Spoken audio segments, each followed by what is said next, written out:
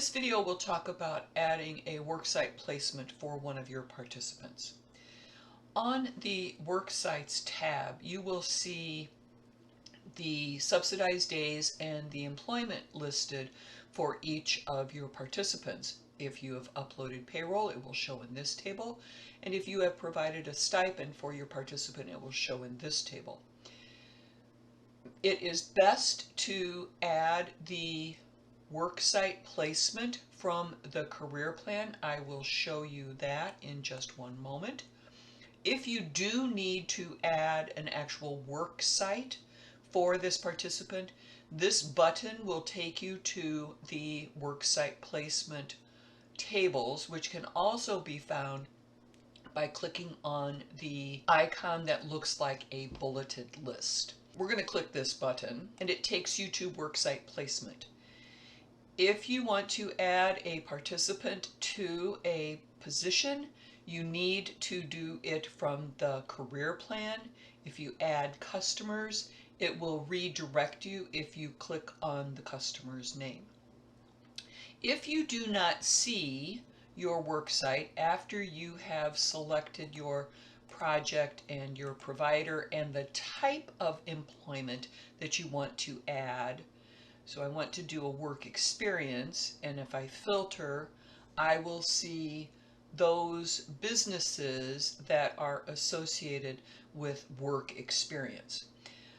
You may perhaps need to add some additional positions if your positions are filled. This shows you the number of positions that are available.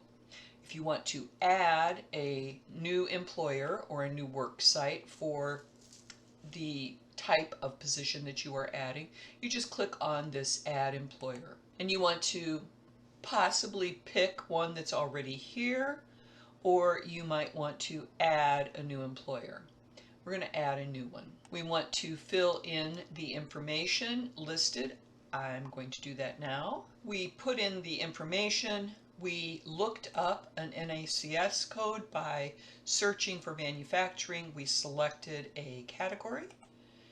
Then we can look up a NAICS code as well if we need to here for the title. We added a phone number, an address, city, state, zip, and the primary contact for the person, and we go to next step. This is where we would look up the job code and enter this information. On this step, you want to select a SOC code. This is the job I searched and I selected. I entered the job title, what the description was. I selected work experience, and when I select work experience, it allows me to put in the estimated length in weeks. This gives you the difference between being able to successfully or unsuccessfully complete someone versus terminating them for permanent employment. Wage for the placement, total number of openings, and then the estimated length in week. We finish this. It adds them to our list of work experience for this project and this provider, and you'll now see Rosie's Rockets. If you select to add customers, if you try to add a customer here, it should redirect you to that customer's career plan. Please go to their career plan to add the service. You'll want to find the service to add the complete paid work experience. Click the pencil. You will then be able to select a goal. You'll be able to add the customer, and some of the information will be added in here. You'll enter minimum wage for the placement.